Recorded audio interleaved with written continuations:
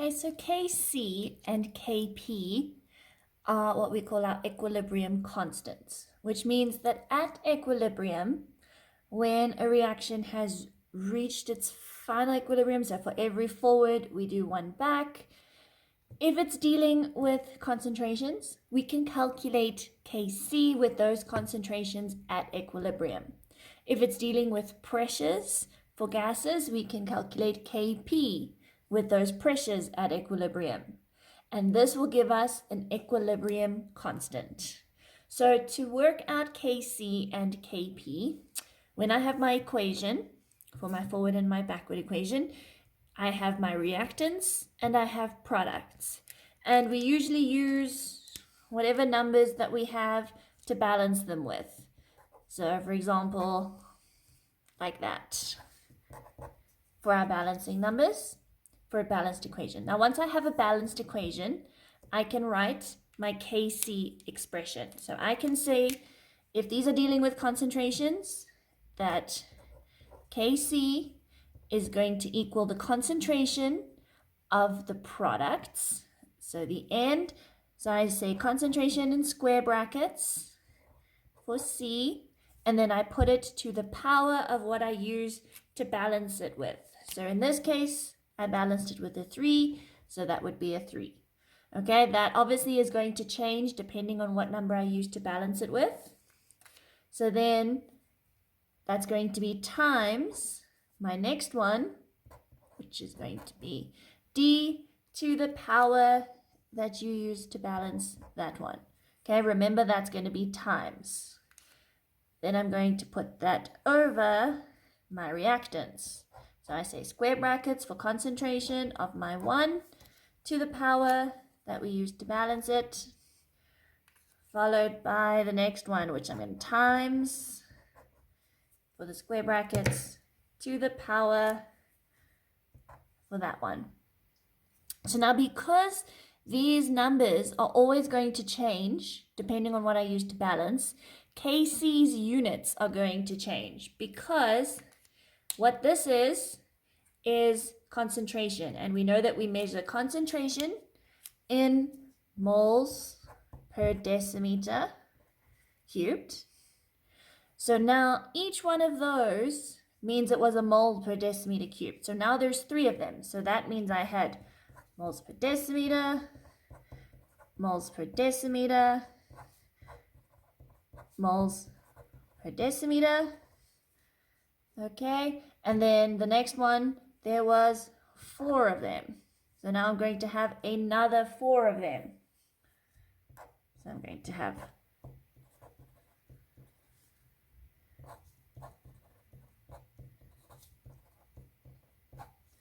okay, etc. And then at the bottom, I'm going to have the same thing, but there's 2 of them. So I'm going to have moles per decimeter, and then there was 1 of them. So moles per decimeter. So now what would happen is I would then be able to cancel these out. So for every 1 at the top, I can cancel with 1 at the bottom. And then I will be left with just however many I have at the top, which would be 4 of them. So then I'm going to have 4 moles to the 4 decimeters to 3 times 4, which would be to the minus 12. Okay, if I got left with something at the bottom, so let's say I had a moles per decimeter cube like that at the bottom, I need to take it to the top because now it's going to be a 1 over. So in order to do that, I would change the sign and I would say moles to the minus 1 decimeters to the 3, because you change the signs of each of them. Okay, so it's always going to depend on how many of these things I have as to what units I'm going to put. Okay, so that would be Kc. So it's always products to their power over the reactants to their power for the balancing numbers, square brackets for concentration. Then Kp is going to be the same, except instead of square brackets, I'm going to use round brackets, and I'm going to say it's the pressure of that thing. So I can say it's the pressure of my C to the power of 3, because it's still to the balancing number, to the pressure of D to its balancing number, divided by the pressure of the reactant to its balancing number, and then the pressure of the other reactant to its balancing number. And now pressure is measured in pascals. So now each one of those is going to be pascals. Since there's 3 of them, there's 3 pascals. And then for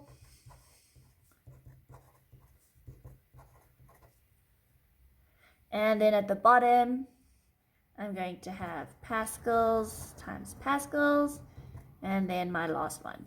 So now, just like you did at the top, you are going to cancel where they're the same, and then you can see what you're left with. So here I have pascals to the power of 4. If it was at the bottom, again, I would need to take it to the top, and I change the sign. So if there was just 1 pascals here, and I want to take it at the top, I'd say pascals to the -1. So that's to do with Kc and Kp.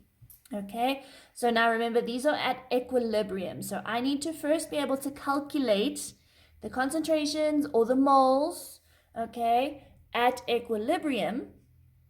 And then once it's at equilibrium, I can then put it into a Kc or Kp value to find out what my equilibrium constant value is.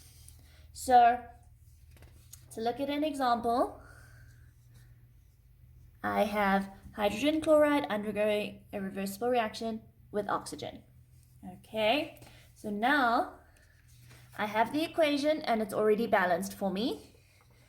And now my question says, when I have 1.6 moles of HCl mixed in a sealed container with 0.5 moles of O2 at 400 degrees, 0.6 moles of HCl and 0.6 moles of H2O are formed. And then they give us a total pressure. And the first thing they want is to calculate the amounts in moles of the HCl and the O2 in the equilibrium mixture. So this is at equilibrium, okay, the equation. So now initially, I had 1.6 moles of the HCl and 0.5 of the O2, because that was what I put in the container initially. So I put those in, which means at the beginning, that's all I had. So this has to be 0 and that, because I haven't made anything yet initially. But then at equilibrium, I made 0.6 of the Cl2 and 0.6 of the H2O. And now what's missing is the HCl and the O2.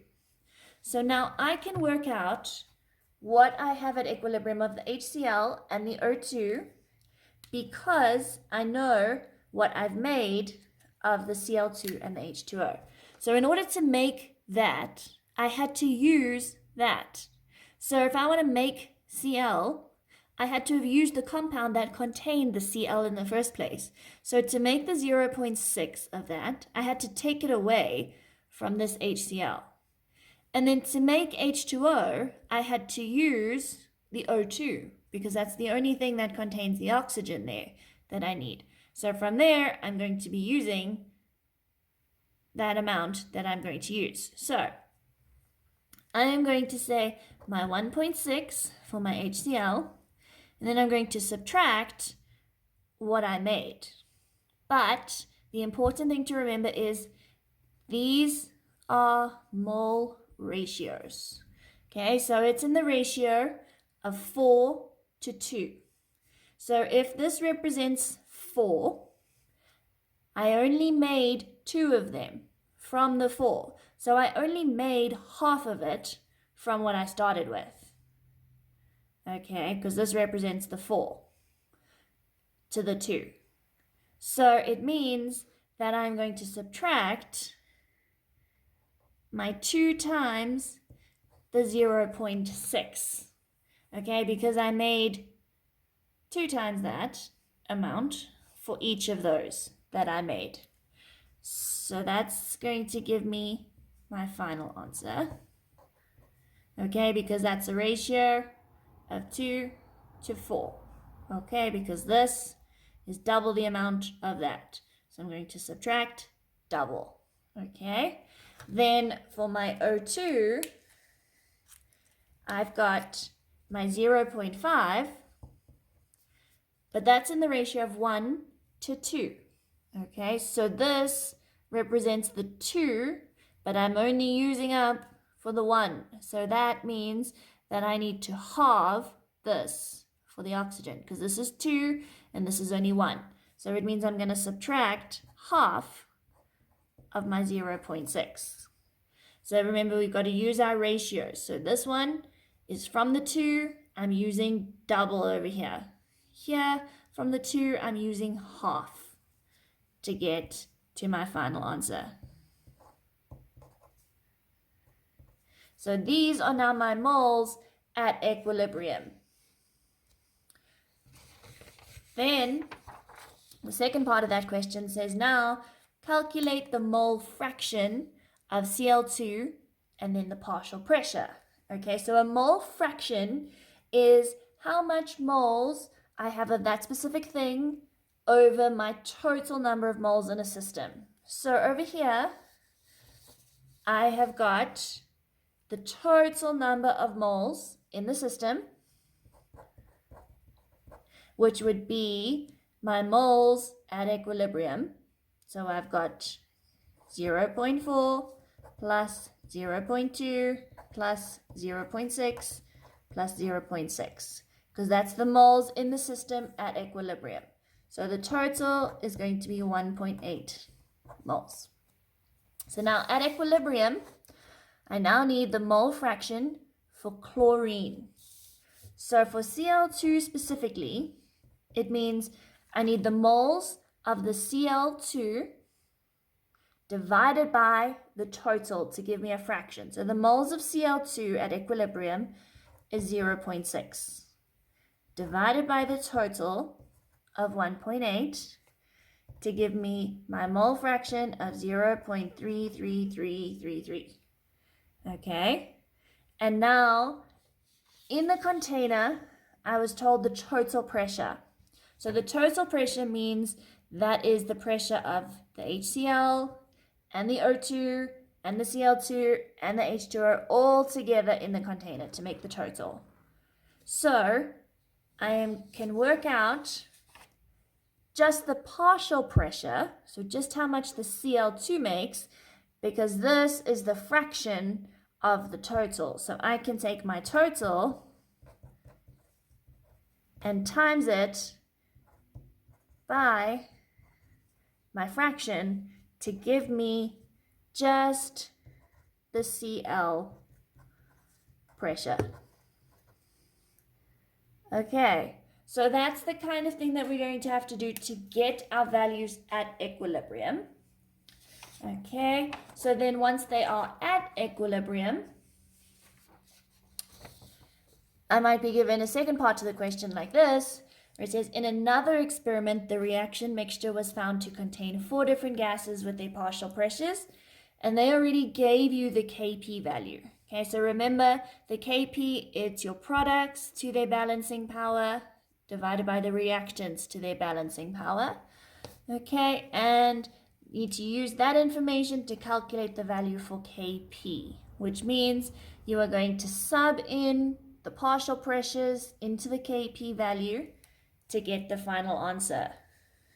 So I'm going to then write my Kp is going to be the Cl2, which is 3.6 times 10 to the 4 squared, times the water, which is 3.6 times 10 to the 4 squared, all over the HCl, which is 4.8 times 10 to the 4 to the power of 4 times the oxygen, which is 3.0 times 10 to the 4. Okay, so now I'm going to type that into my calculator, and I will get a final pressure, Kp, of 1.05 times 10 to the minus 5. Okay, and then we need to work out the units, because we also need to state the units. So now the units are going to be that I have pascals times pascals, because there's 2 of them, times pascals times pascals for those 2, all over pascals 4 times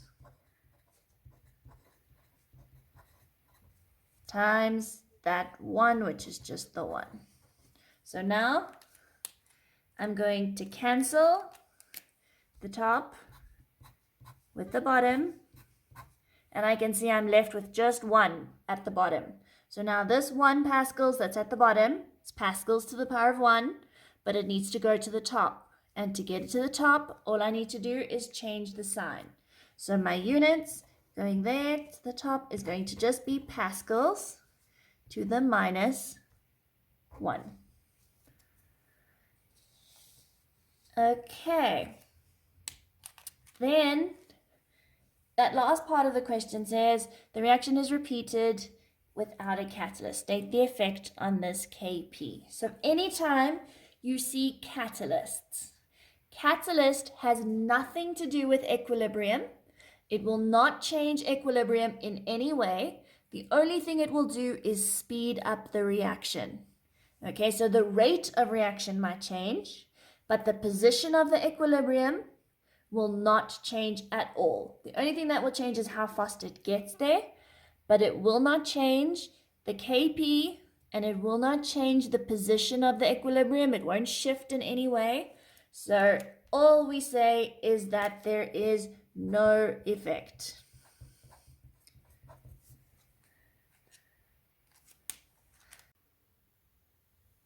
Okay, so if we look at the next example, so now I have at a temperature of 1500 Kelvin, HCl will decompose. And then we've got a 0.3 moles sample of HCl decomposed in a sealed container, and the resulting equilibrium mixture was found to contain 1.5 times 10 to the minus 2 moles of Cl2. And we need to calculate the amounts in moles of H2 and HCl. Okay, so HCl is decomposing, which means HCl is going to break down into our H2 and Cl2, okay, because it's going to break down into what it was made of. So now this is not balanced. So in order to balance it, I need a 2 there. Okay, so now I have my balanced equation. So initially, okay, so my initial, I had 0.3 of the HCl in a container, okay, which means I had 0 of that and 0 of that. But then at equilibrium, I'm told that I have 1.5 times 10 to the minus 2 of Cl2, which means that's the same as saying 0.015 moles of that at equilibrium. So now I can work out these by using the mole ratios. So if this is 1 mole and this is 1 mole, it means I'm going to make the same amount. So I made 0.015 of that, which means I'm going to make 0.015 of that. Okay, now I made 0.015 of this and 0.015 of this. Okay, and I had to make it from there, which means that I'm going to take my 0.3 and I'm going to subtract my 0.015 from there and my 0.015 from there, because this is 1 mole and this is 1 mole, which means that there, the 2 moles is being subtracted from that. Okay, so now if I work that out, I end up with that being 0.27. So there my moles of H2 is 0.015 and HCl is 0.27. So then calculate the mole fraction in each gas in the equilibrium mixture. So to get the mole fractions, I need the total moles, which is going to be the 0.27 at equilibrium plus the 0.015 plus 0.015 to get my total number of moles, which is going to be 0.3. Okay, and then the mole fraction of each of them. So for the HCl, it's going to be the 0.27 at equilibrium divided by the total to give me 0.9. For the H2, it's going to be 0.015 over the total, which will give me 0.05. And Cl2 will be exactly the same because it's the same value. So it's going to be 0.05. So then, in another experiment under different conditions, we've got equilibrium mole fractions that were given, and we need to write an expression for the equilibrium constant Kp for the decomposition. So there's our equation, and we want Kp. So Kp is going to be the pressure of the products. So H2 to the power of 1 times the pressure of the Cl2 to the power of 1 all over my reactants of HCl, and that's to the power of 2. Okay, so now if I was asked for units, okay, I would say pascals and pascals divided by pascals and pascals. So now all of those cancel out. So I just then say no units. Okay, because if they all cancel, then we will always have no units. Okay, so then the next part of the question says, explain why the total pressure of the system does not need to be known for Kp to be calculated in this experiment. Okay, because we have equal number of moles on each side. Okay, because remember there's 2 moles there and 2 moles there. So when we have 2 moles on each side, it means that it won't affect anything to do with the position of the equilibrium because it's going to be equal. So we can say that because there's equal, they cancel each other out on each side. Okay, and then to calculate your Kp value, you will simply sub in your pressures that you have for each of those. Okay, so one other thing about our Kc value is that the Kc value can change, but only when there's a change in temperature. So now pressure and concentration will have no change in the Kc value. Even if I change the concentration, the values end up equaling out, as well as with the pressure. So any change will not change the Kc for pressure and concentration. But for temperature, it will depend on whether the forward reaction is endo or exothermic. Because remember, just like with the Chatelier, okay, when I change the temperature, I'm going to favor the side to reduce what I do. So now because of that, if, for example, the forward reaction is endothermic and I increase the temperature, it means I'm going to favor the endothermic side. And by favoring the endothermic side, I'm going to go forward and I'm going to make more of my products. So now remember, Kc is my products over the reactants. So now if I make more products and I'm using up the reactants, the Kc value gets bigger. And at a lower temperature, we are going to favor the exothermic side because we want to raise the temperature. So if the forward is endothermic, the exothermic means it's going backwards. So if I'm going backwards, it means I'm going to make more reactants. So that means the reactants is getting bigger and the product is getting smaller because I'm going to use them up when I go backwards. So that means that Kc is going to be smaller at the lower temperature because I've got less of those and more of those. So now the same is true if we do the opposite. So now if the forward reaction is endothermic, okay, then these are going to switch around because now at a lower temperature, it means I'm going to favor the forward reaction.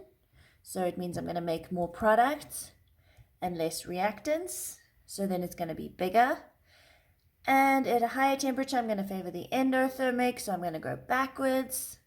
And then I'm going to make more reactants and use up the products. So then the Kc would be smaller. Okay, so if it's forward, being endothermic, Kc is smaller at a lower temperature and bigger at a higher temperature. Okay, and if the forwards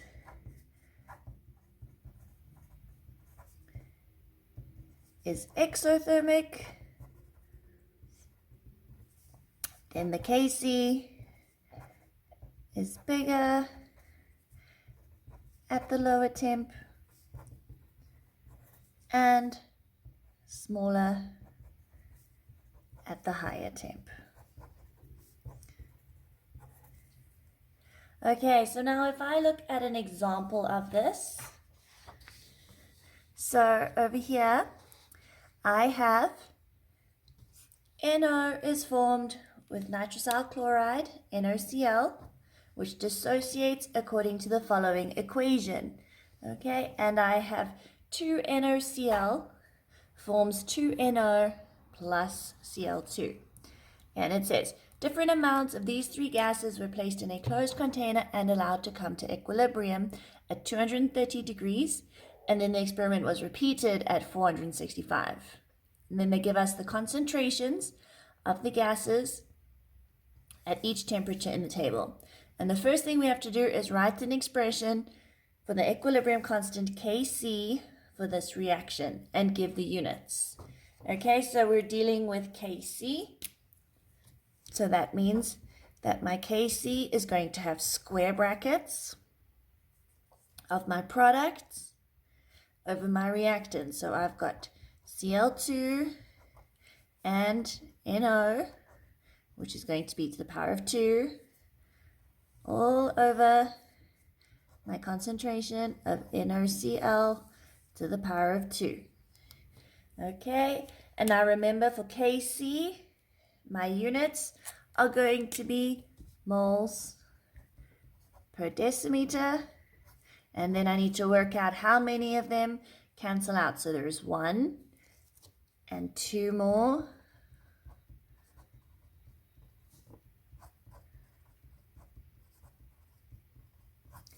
And at the bottom, I've got 2.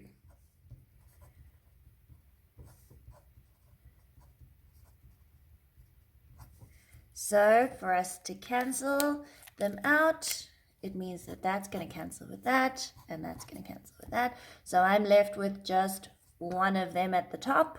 So my units is moles per decimeter to the minus 3.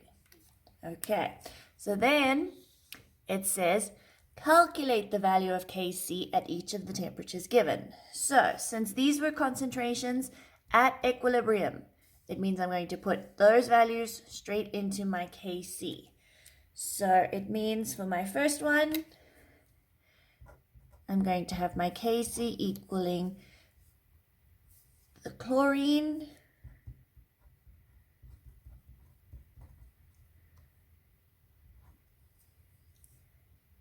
times the NO, which is going to be squared, all over my NOCl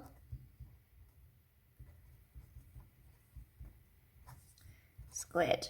And when you type that into your calculator, you get an answer of 0.0046. Okay, and then when you do the same thing for the second part, we've got our Kc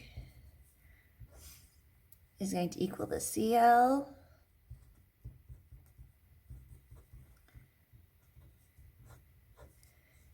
times my NO all over my NaCl.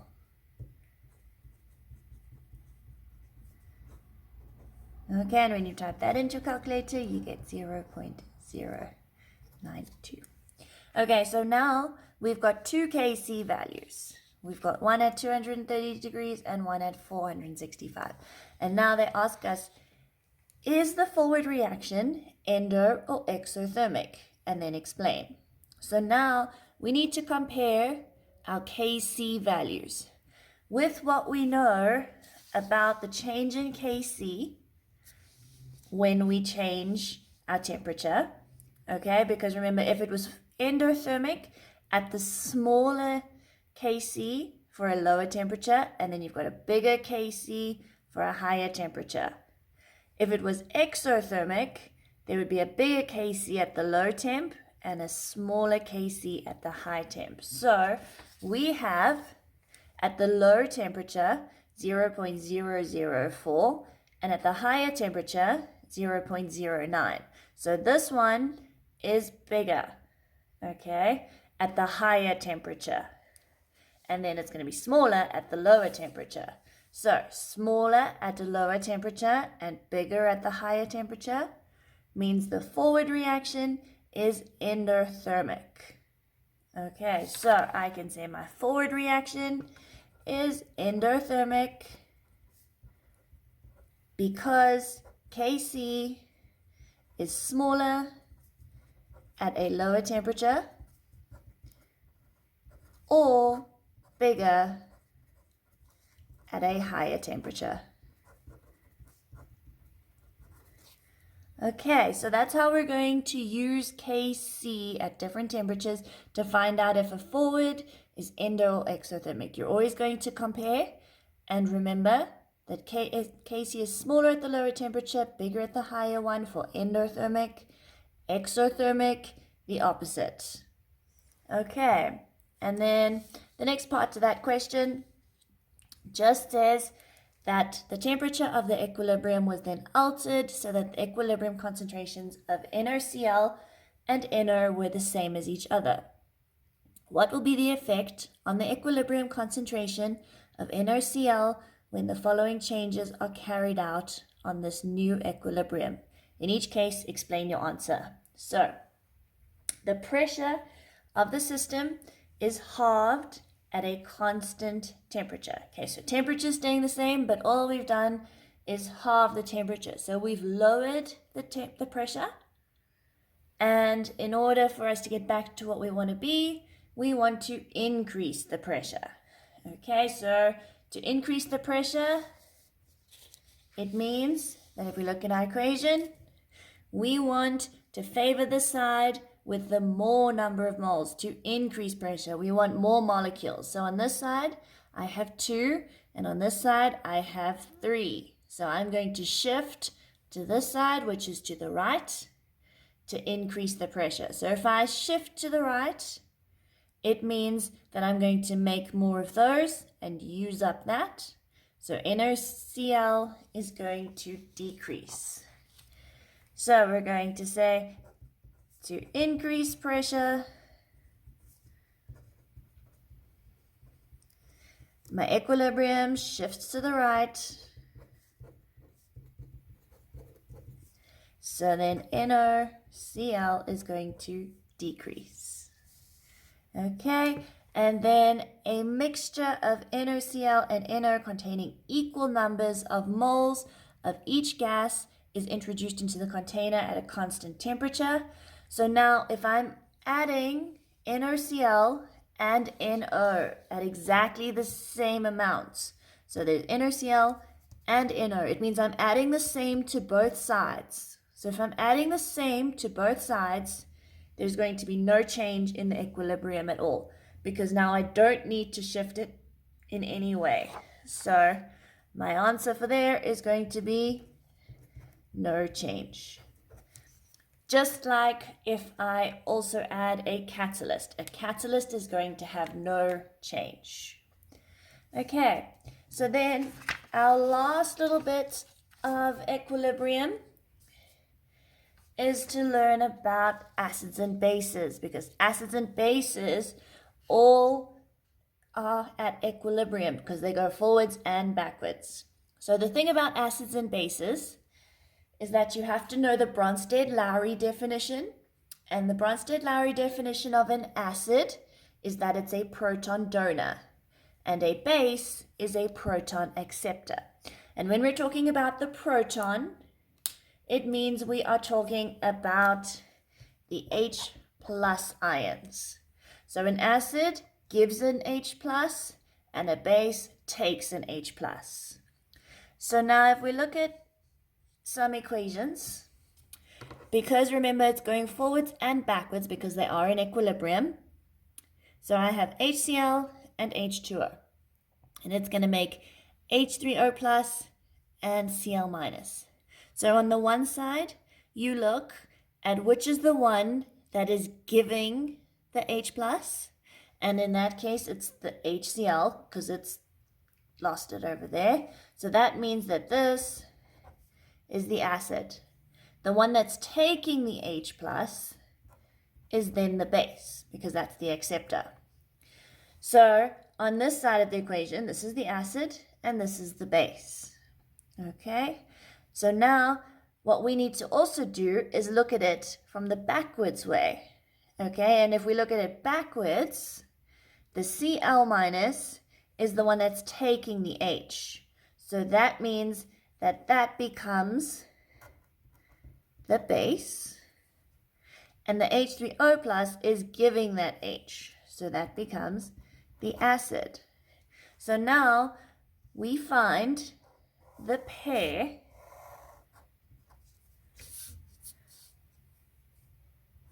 for each of them, and that becomes what we call the conjugate pair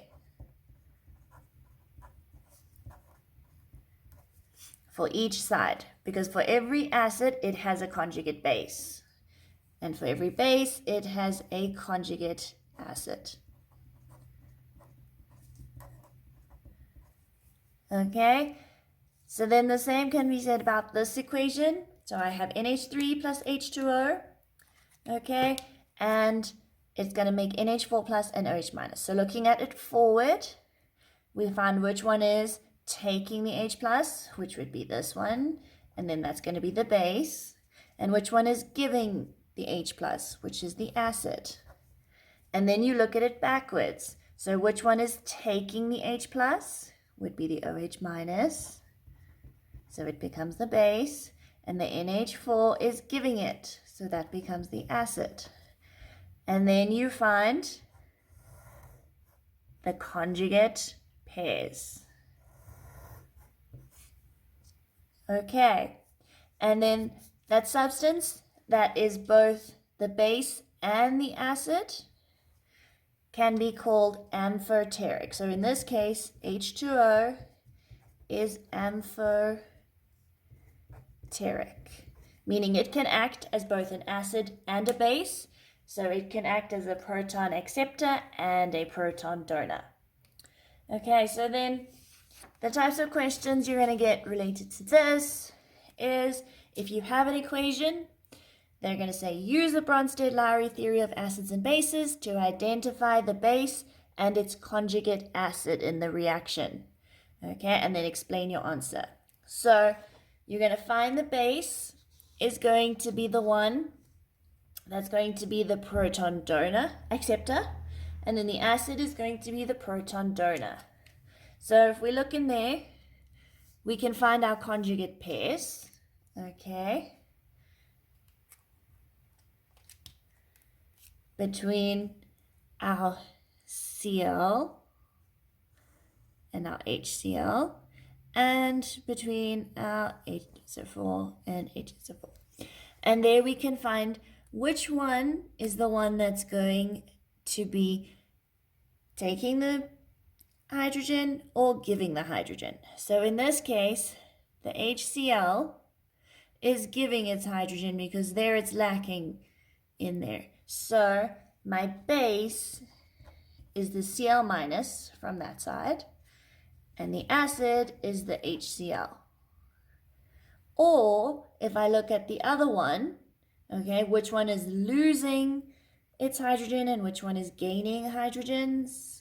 Okay, so the H2SO4 is losing its hydrogen, which means that it's going to be the acid, which means that there, our other one is going to be its base. So that's the HSO4 minus. We don't need to include the NAs because those are spectator ions, so we can just leave them out. So there's our conjugate acids and base pairs. And our reasons for that is because if I use this one as the example, I can say that the Cl minus is a proton acceptor and the HCl is the proton donor. And the same for that one. Okay, because you're always going to say, when it mentions Bronsted-Lowry, you're always going to use proton acceptor and proton donor in your answer. Okay. So then if I just look at one more example for our KP, we've got another equilibrium mixture with partial pressures, and the first thing you need to do is write an expression for the equilibrium constant, Kp, for the production of ammonia, okay, from nitrogen and hydrogen. So they're telling us that we are making NH3 from N2 and H2. So we've got our N2 plus our H2. Okay, so now the first thing we need to do is balance the equation. Okay, so to balance the equation, I'm going to need 2 over there and 3 over there. So now I have a balanced equation.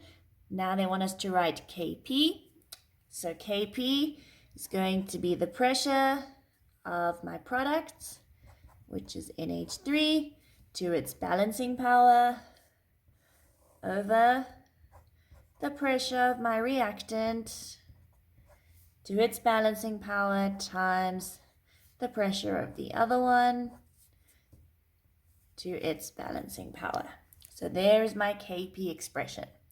So then it says, calculate the value of Kp for this reaction. So now I'm going to simply sub in the partial pressures into my equation, and they want the units of Kp. So first, to do my Kp, my ammonia, I'm going to sub in divided by my nitrogen times hydrogen.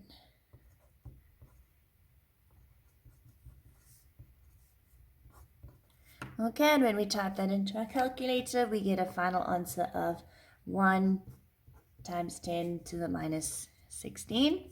Okay, and then our units. Remember, pressure is for pascals, so it means I have pascals times pascals at the top. At the bottom, there is 1 and 3.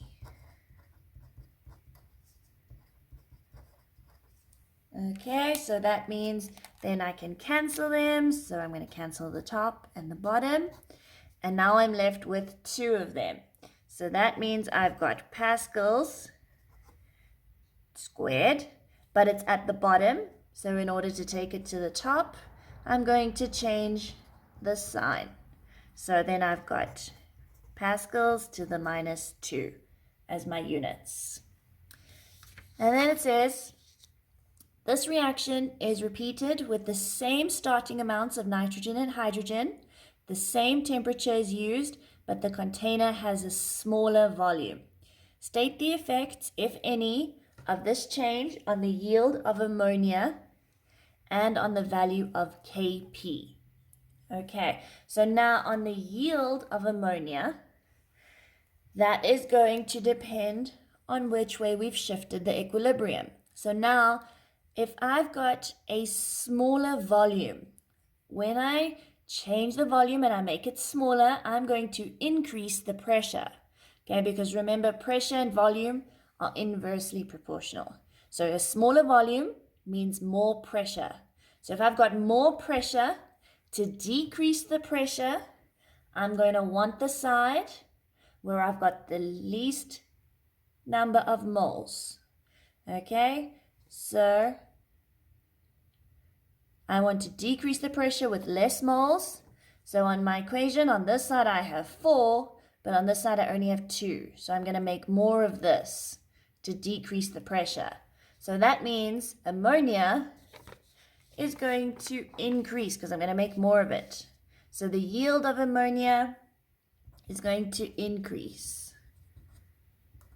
Okay, but then the effect on the value of Kp. So now remember, only temperature affects our Kc and Kp values.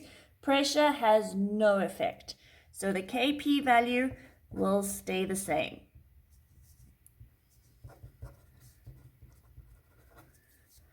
Okay, so those are our different kinds of questions that we can get for our equilibrium.